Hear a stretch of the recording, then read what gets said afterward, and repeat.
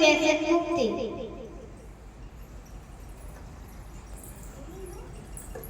Mummy તે જમી લીધું? હા બેટા, મેં જમી લીધું. રસોડામાં કાઢેલું છે, તું જમી લે. તું ખોટું કેમ બોલી? તે તો હજુ જમી પણ નથી. મેં એટલે ખોટું બોલ્યું કેમ કે ઘરમાં લોટ ઓછો હતો ને પૈસા પણ થોડા હતા. રોહનને સાહેબ રોજ લડતા હતા, કહેતા હતા કે ડ્રેસ પહેરીને આવજે નહીંતર સ્કૂલમાં પ્રવેશવા નહીં દઉં. એટલે મેં થોડા પૈસા હતા તેથી તેને રોહનને ડ્રેસ લઈ આપ્યો.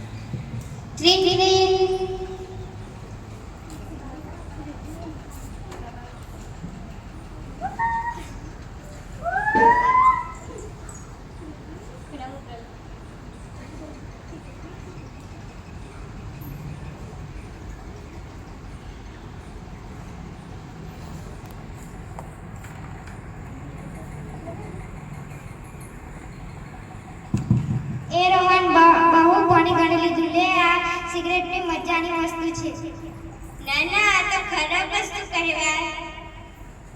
અલા, ટેસ્ટ તો કર. એકવાર કર પછી ફરીવાર ન કરતો.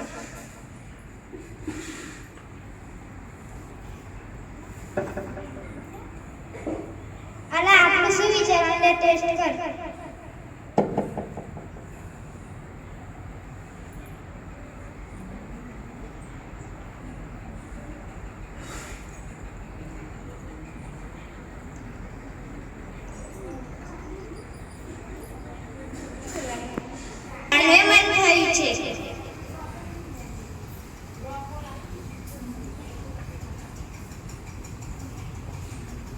મમ્મી થોડા પૈસા આપને, ચોપડા લાવવા છે.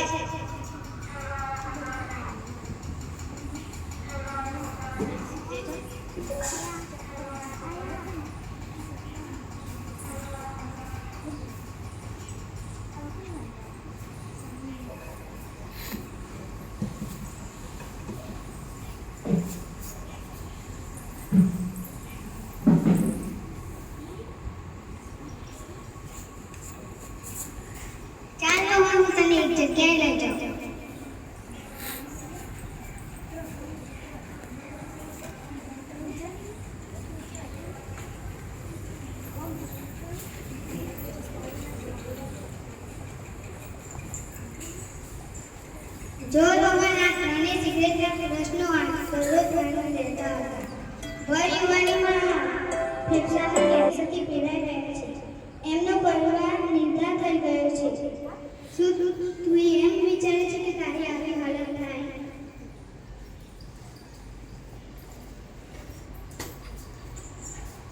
અલા, પણ કેટલા દિવસથી દેખાતો નથી. કેમ તે સાડે નથી આવતો? શું તને નથી ખબર? તેને ઘણા દિવસની ઉધરસ થઈ હતી અને તેને ન મળતા તેની મમ્મી તેને ડોક્ટર પાસે લઈ ગઈ હતી. તેને કેન્સરનું નિદાન થયું છે. સિગરેટનો વ્યસનનો તેને ભોગ લીધો છે. આ સિગરેટ તો સાચા મોતનો દરવાજો છે. કુટુંબની બરબાદી છે.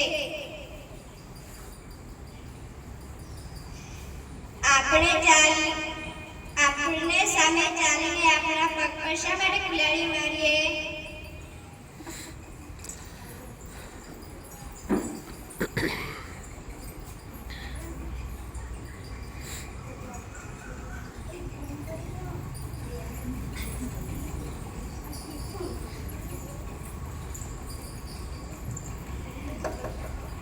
વ્યસન વગરનું